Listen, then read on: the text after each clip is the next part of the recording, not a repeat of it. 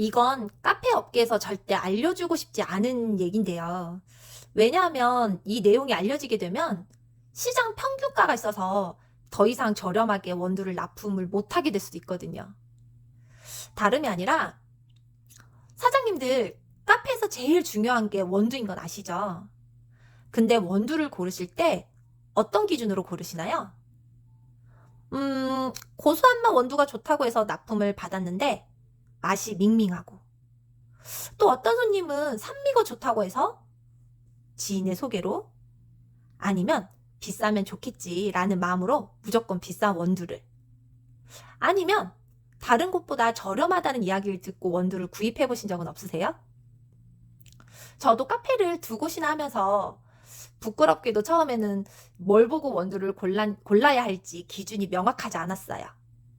그런 와중에 여러 유명 카페를 돌아다니면서 커피를 마셔보고, 로스팅 전문가들을 만나면서 정말 중요한 건 원두를 고르는 기준이고, 그 다음이 사장님들 취향이라는 걸 알게 되었습니다.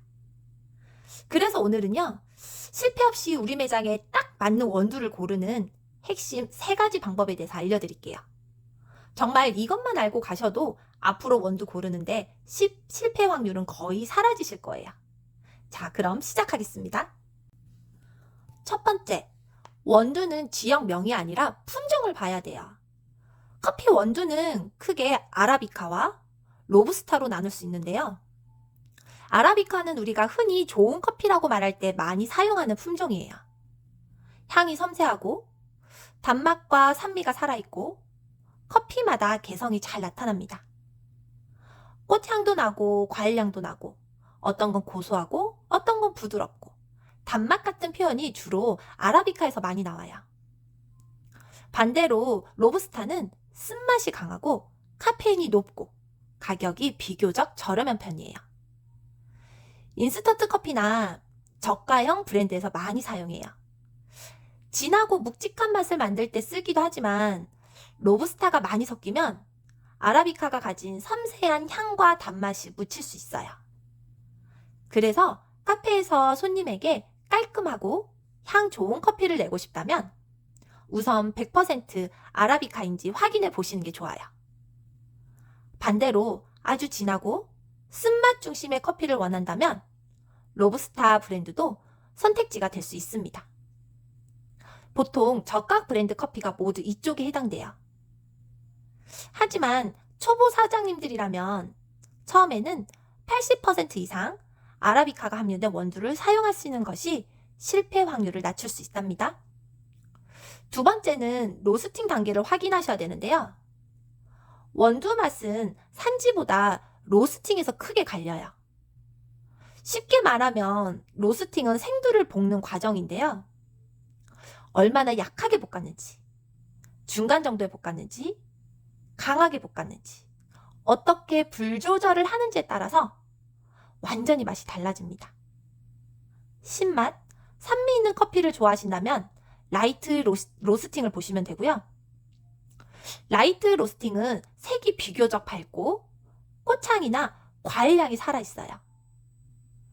에티오피아 커피에서 자주 느끼는 그 화사한 향, 그 상큼한 산미가 여기에 가까워요. 그리고 고소하고 대중적인 커피를 원한다면 미디움 로스팅을 보시면 됩니다. 미디움은 산미와 단맛, 고소함의 균형이 좋아요. 보통 손님들이 커피 맛 좋다, 부담 없다, 매일 마시기 좋다라고 느끼는 맛이 보통 이 단계에서 많이 나옵니다.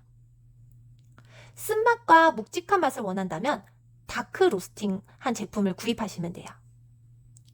다크 로스팅은 색이 어둡고 원두 표면에 기름이 올라오는 경우가 있는데요. 맛은 초콜릿, 탄맛, 쓴맛 등 묵직한 바디감 쪽으로 가요. 우유가 들어가는 라떼나 그 달달한 메뉴에는 다크 로스팅이 좀 잘 맞아요.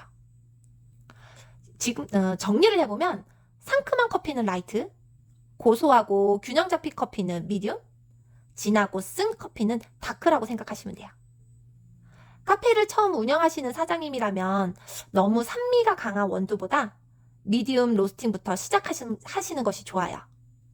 대중성이 좋고 아메리카노와 라떼 모두 무난하게 사용하기 좋습니다. 마지막으로 로스팅 날짜를 확인하셔야 되는데요. 많은 분들이 원두를 무조건 갓볶은 게 좋다고 생각해요. 그런데 꼭 그렇지만은 않아요. 원두는 로스팅 직후에 탄산가스가 많이 남아있어요. 이 가스가 너무 많으면 커피를 내릴 때 맛이 불안정하고 추출이 고르게 되지 않을 수 있어요. 그래서 원두는 약간의 숙성 기간이 필요합니다. 핸드 드립이나 브루잉용 원두는 보통 로스팅 후 3일이나 7일 정도 지난 원두가 좋은데요. 에스프레소 머신으로 추출한 카페용 원두는 보통 7일에서 14일 정도 숙성된 원두가 안정적이에요. 너무 갓볶은 원두는 향이 강해서 맛이 좀 거칠 수 있고요. 너무 오래된 원두는 향이 빠져서 밋밋할 수 있어요. 그럼 언제까지 마시는 게 좋을까요? 가장 좋은 것은 로스팅 후 2주에서 4주 안에 사용하시는 것이 좋은데요. 카페라면 원두를 대량으로 쌓아두기보다 일주일에서 2주일 안에 소진할 수 있는 양으로 주문하는 것이 좋습니다.